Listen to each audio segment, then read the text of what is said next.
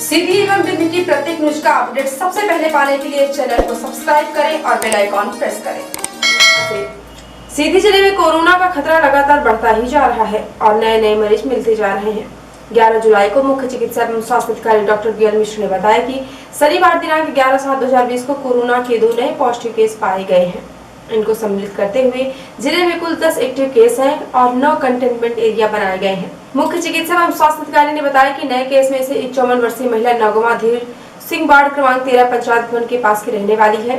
ये विगत दिनांक 6/7/2020 को जमुड़ी सिगरान में पाए गए पॉजिटिव केस के परिवार से है।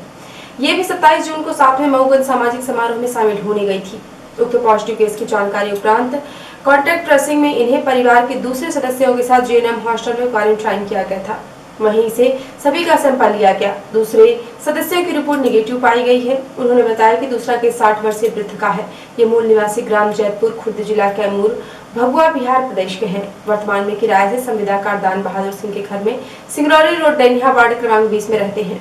ये 2 क्रेशर प्लांट हर्रई बहेरा डावर के पास और पिपराही हनुमना रोड जिला रीवा में काम करता है, जिस हेतु वहाँ साथियों के साथ एक ही गाड़ी में आता जाता है।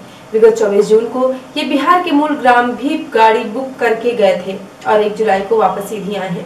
विगत दिनों सर्दी जुकाम से तबीयत खराब होने पर 6 जुलाई को फीवर क्लिनिक में जांच कराने आए और सैंपल लिया गया, जिसकी रिपोर्ट पॉजिटिव प्राप्त होने पर आज अपराह्न दोनों पॉजिटिव केसों को जीएनएम प्रशिक्षण केंद्र कोविड हेल्थ केयर सेंटर सीधी में भर्ती करा दिया गया एवं परिजनों एवं संपर्कियों को ट्रेस कर क्रमशः क्वारंटाइन किया जा रहा है। दोनों केस के रहायश इलाके को कंटेनमेंट क्षेत्र बनाने की कार्यवाही की जा रही है। सीधी जिले में नोवल कोरोना कोविड-19 वायरस के संक्रमण को रोकने के उद्देश्य से मध्य प्रदेश शासन गृह विभाग द्वारा अनलॉक 2.0 के संबंध में प्राप्त निर्देशों के अनुपालन में जिला मजिस्ट्रेट सीधी द्वारा दिनांक 30/6/2020 को प्रतिबंधात्मक आदेश जारी किया गया था। नोवल कोरोना वायरस के संक्रमण को रोकने के उद्देश्य से मध्य प्रदेश शासन गृह विभाग द्वारा 9 जुलाई 2020 को जारी परिपत्र के परिपालन में पूर्व में जारी प्रतिबंधात्मक आदेश में आंशिक संशोधन करते हुए जिला मजिस्ट्रेट श्री रविंद्र कुमार चौधरी द्वारा संपूर्ण सीधी जिले में प्रतिबंधात्मक आदेश प्रसारित किया गया है। जारी आदेशानुसार सीधी जिले के संपूर्ण क्षेत्र में प्रत्येक रविवार को प्रातः 5 बजे से अगले दिन सोमवार प्रातः 5 बजे तक पूर्णतः लॉकडाउन रहेगा। इस अवधि में समस्त दुकानें एवं अन्य प्रतिष्ठान बंद रहेंगे। कोई भी व्यक्ति अति आवश्यक कार्य को छोड़कर घर से बाहर नहीं निकलेगा। घर से बाहर निकलने वाले प्रत्येक व्यक्ति को मान्यता प्राप्त परिचय पत्र साथ रखना होगा। शासन की योजनाओं से संबंधित निर्माण कार्य चालू रहेंगे। यह आदेश सब यात्रा पर लागू नहीं होगी। इस संबंध में पूर्व में जारी आदेशों का पालन अनिवार्य होगा। नर्सिंग होम, क्लिनिक, पैथोलॉजी एवं अन्य सभी प्रकार के चिकित्सा एवं चिकित्सा जाँच संस्थान, सभी प्रकार की दवाओं की दुकान, फार्मास्यूटिकल मेडिकल स्टोर, चश्मे की दुकान, चिकित्सकीय उपकरणों, सामग्री एवं दवाओं आदि के परिवहन एवं वितरण से जुड़े समस्त कार्य प्रतिबंध से मुक्त रहेंगे। दवाई की दुकान में 2 व्यक्ति से अधिक विक्रेता व्यक्ति दुकान में नहीं रहेंगे। क्रेता व विक्रेता के मध्य 1 मीटर की दूरी बनी रहे। इस हेतु सर्किल अस्थायी चिन्ह स्थापित करें। 2 व्यक्ति से अधिक व्यक्ति दुकान के अंदर पाए जाने संबंधी दवाई विक्रेता के विरुद्ध दंडात्मक कार्यवाही की जाएगी। दूध बांटने वाले विक्रेता का समय प्रातः 6 बजे से 10 बजे प्रातः तक पूर्ववत वितरण करने की अनुमति रहेगी। उपरोक्त शर्तों का उल्लंघन करने की स्थिति में संबंधित के विरुद्ध आईपीसी की धारा 188 एवं राष्ट्रीय आपदा प्रबंधन अधिनियम 2005 की धारा 51 से 60 तथा अन्य प्रासंगिक विधियों के तहत दंडित कार्यवाही की जाएगी। प्रधानमंत्री नरेंद्र मोदी और मुख्यमंत्री शिवराज सिंह चौहान के कुशल नेतृत्व में आत्मनिर्भर भारत अभियान न केवल कोविड-19 महामारी संकट से लड़ने में महत्वपूर्ण भूमिका निभा रहा है, बल्कि एक आधुनिक भारत की पहचान भी बन रहा है। एक और आत्मनिर्भर भारत अभियान के तहत सूक्ष्म, लघु एवं मध्यम उद्योगों के लिए 16 योजनाएं लागू की गई। वहीं दूसरी ओर गरीबों, दलितों, श्रमिकों और किसान के लिए भी कई कदम उठाए जा रहे हैं, जिससे हर क्षेत्र में विकास की एक नई कहानी लिखी जा रही। प्रधानमंत्री मोदी के द्वारा आह्वान किया गया local for vocal and make it global का अभियान प्रदेश को हर क्षेत्र में आत्मनिर्भर बनाएगा। यह स्थानीय उद्यमियों और व्यवसायियों को सशक्त बनाएगा। उक्त बातें भारतीय जनता पार्टी जिला कार्यालय में आयोजित पत्रकार वार्ता में जिलाध्यक्ष इंद्र शरण सिंह चौहान की अध्यक्षता में पत्रकारों को संबोधित करते हुए स्थानीय सांसद रीति पाठक ने व्यक्त किए। सांसद श्रीमती पाठक ने कहा कि आत्मनिर्भर भारत भाजपा के लिए केवल नारा नहीं, बल्कि प्रधानमंत्री नरेंद्र मोदी का विजन है, जो भारतवर्ष को प्रगति के हर क्षेत्र में आत्मनिर्भर बनाने का मार्ग प्रशस्त करता है। देश की कुल जीडीपी का लगभग 10% 20 लाख करोड़ रुपए से अधिक का पैकेट आत्मनिर्भर भारत के लिए इतिहास में पहली बार किया गया। सूक्ष्म, लघु एवं मध्यम उद्योगों के लिए आर्थिक पैकेज 3 लाख करोड़ रुपए के कोलेटरल फ्री लोन की घोषणा की गई। हमारी सरकार नौकर कम और लोगों को रोजगार देने वाले मालिक बनाना चाहती है। गरीब कल्याण योजना के अंतर्गत देश के गांव, गरीब मजदूर और किसानों की मदद हेतु प्रधानमंत्री मोदी ने 170 लाख करोड़ रुपए की घोषणा की थी, जिससे प्रधानमंत्री कृषि सम्मान निधि की अग्रिम राशि किसानों के खाते में जमा कराई जा चुकी है। महिलाओं के जनधन खातों में 500 रुपए 3 किस्त भी डाली गई हैं। उज्ज्वला योजना के तहत 8 करोड़ से अधिक महिलाओं को 3 गैस सिलेंडर मुफ्त दिए गए। दिव्यांग विधवाओं और बुजुर्गों को भी 1000 की आर्थिक सहायता राशि दी गई। प्रधानमंत्री गरीब कल्याण योजना के अंतर्गत देश के 80 करोड़ गरीब और प्रवासी मजदूरों के लिए लॉकडाउन से लेकर दीपावली तक के लिए गरीबों को 5 किलो अनाज और 1 किलोग्राम चना बिल्कुल मुफ्त वितरित किया जा रहा। इसके अतिरिक्त one nation one card, MNREGA, गरीब कल्याण रोजगार योजना, कृषि और विकास के अंतर्गत किसान credit card, national one market में सुधार, सूक्ष्म खाद्य प्रसंस्करण, प्रधानमंत्री मत्स्य संपदा योजना एवं विकास सहित अनेक प्रकार की योजनाएं भारत सरकार एवं प्रदेश सरकार द्वारा संचालित है। पत्रकार वार्ता में जिले के सांसद ने सिटी हलचल के पूछे गए सवालों के भी जवाब दिए। में बीजेपी शासन काल में ही MOU साइन हुए थे इस जिले में, भास्कर लिमिटेड और आर्यन पावर। 10 साल बीत गया, इस ज़िले की सारी ज़मीन औने पौने दान में ले ली, आज तक कोई रोज़गार नहीं खुला। उन ज़मीनों, जिन किसानों की ज़मीन गई वो भी बेकार हो गए, किसी काम के रह गए। इन लोगों ने कोई उद्योग धंधा भी नहीं लगाया, उस पर क्या पहल कर रहे हैं? क्या अब किसानों की ज़मीन वापस नहीं होनी चाहिए, क्योंकि शर्तों का उल्लंघन हो रहा है? मैं आपकी बात से पूर्ण रूप से सहमत हूँ। इस बात पर मैं सामान्य रूप से एक बार कलेक्टर साहब की बात करती थी और मैंने कहा था जिन परियोजना के लिए, सिर्फ यही एक परियोजना नहीं, ऐसे कई और परियोजनाएं जहाँ पर जमीनों को आवंटित करके वहाँ पर ऐसा ही छोड़ दिया गया है, ना वहाँ पर परियोजना स्थापित की गई है, न किसानों की जमीन को वापस लौटाया गया। इसलिए इस विषय में मैं आपका भी धन्यवाद देती हूँ। आपने बहुत संवेदनशील विषय को टच किया है आपने, और ये बहुत आवश्यक है कि जिन जमीनों को अधिग्रहित कर दिया गया है, जिन जमीनों पर परियोजनाओं को स्थापित नहीं किया गया है या आगे भी भविष्य में कुछ और करने का प्लान नहीं है, उन जमीनों को वापस किसानों को हस्तांतरित किया जाए। सीधी जिले में लाल ईंट का परिवहन और क्रय विक्रय प्रतिबंधित होने के बाद भी इसका व्यवसाय जारी है। शनिवार को इलाहाबाद से लाल ईंट लेकर सीधी पहुंचे 3 ट्रक पकड़े गए। कलेक्टर के निर्देश पर नायब तहसीलदार गोपत बनास द्वारा ट्रकों पर चालानी कार्यवाही की गई।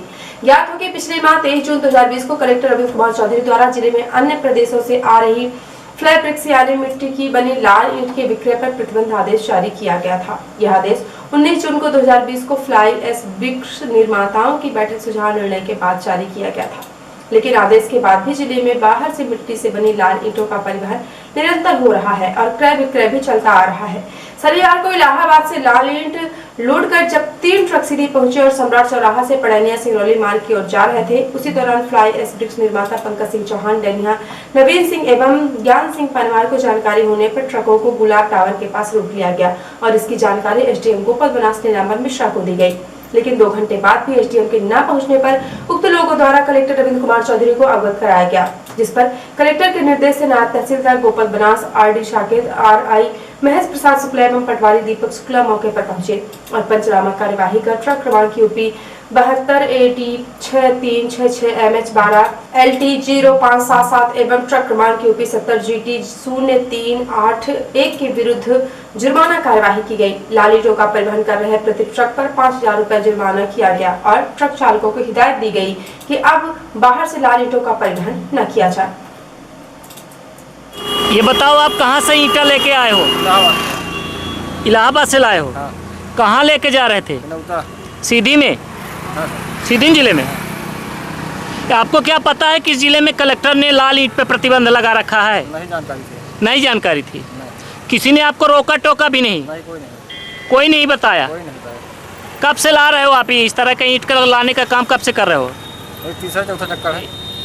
कितने दिन में लाते हो आप ईंट? 6-7 दिन में। 6 दिन में? मतलब एक पखवाड़े में 3-4 चक्कर ला चुके हो आप।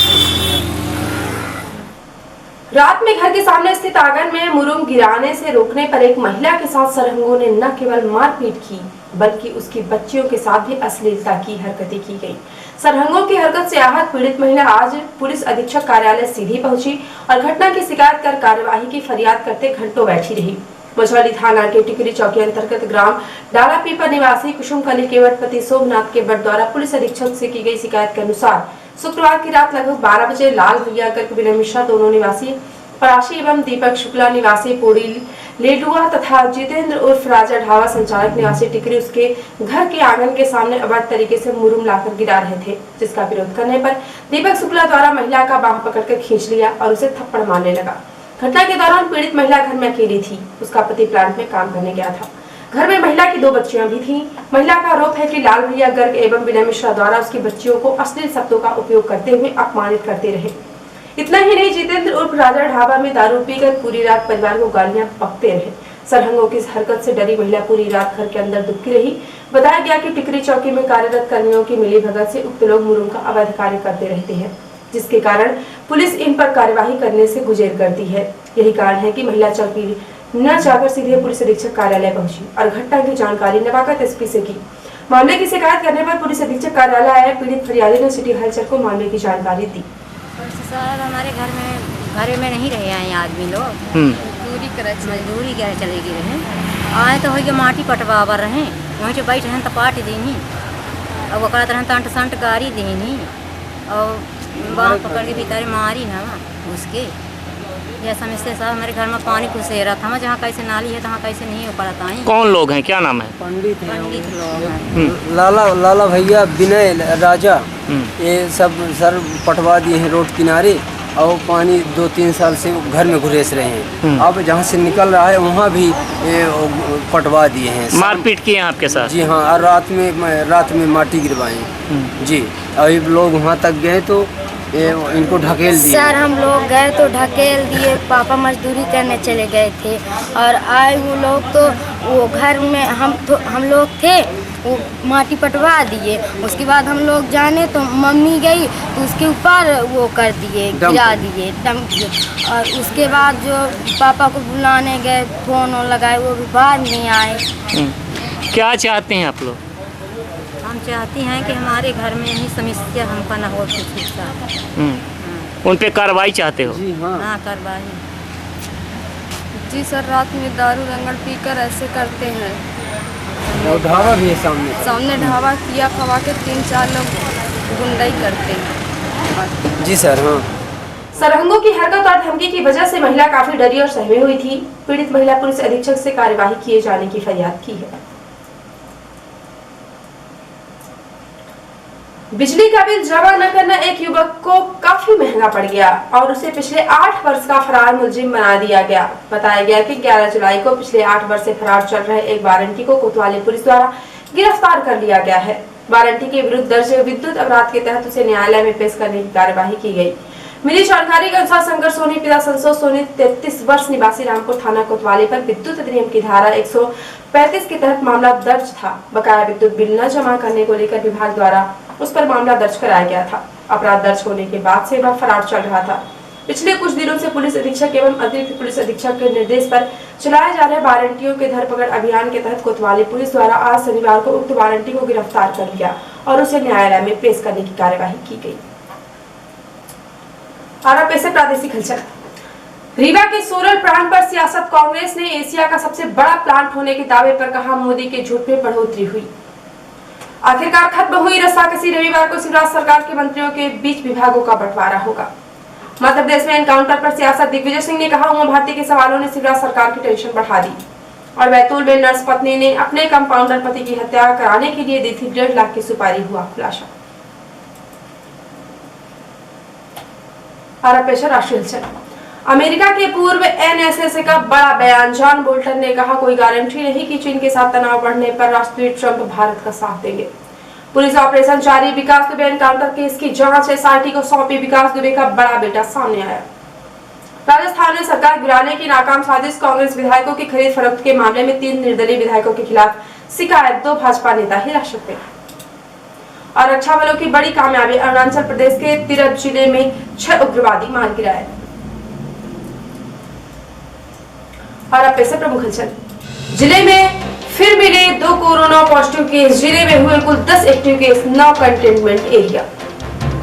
जिला मजिस्ट्रेट ने जारी किया प्रतिबंधात्मक आदेश। प्रत्येक रविवार को प्रातः 5 बजे से अगले दिन सोमवार को प्रातः 5 बजे तक रहेगा पूर्णतः लॉकडाउन।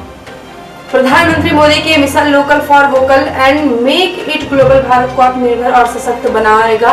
पत्रकार वार्ता में कहा सांसद रिद्धि पाठक ने। प्रतिबंध के बाद सीधी शहर में लाल ईंट का परिवहन करते 3 ट्रक पकड़ा है। कलेक्टर के निर्देश पर नायब तहसीलदार ने की कार्यवाही। और आगर में मुरुम गिराने से रोका तो महिला के साथ की मारपीट, सरहंगों की हरकत से आहत महिला पहुंची पुलिस अधीक्षक कार्यालय। तो ये थी आज की खास हलचल। यदि आप हमारे न्यूज फेसबुक पर देखते हैं तो हमारे फेसबुक पेज को लाइक और फॉलो करें, और यदि आप न्यूज यूट्यूब पर देखते हैं तो हमारे यूट्यूब चैनल को लाइक शेयर और सब्सक्राइब करें, साथ में बेल आइकॉन प्रेस करें ताकि जब भी न्यूज चैनल पर अपलोड हो आपको उसका नोटिफिकेशन मिल जाए। यदि आप ताजी न्यूज कंप्यूटर पर पढ़ना चाहते हैं तो लॉग इन करें www.ntvIndianews.com। सीधे बम्बे क्षेत्र की प्रत्येक न्यूज का अपडेट सबसे पहले पाने के लिए जुड़े रहें नवीन नेटवर्क सिटी चैनल के साथ। नमस्कार।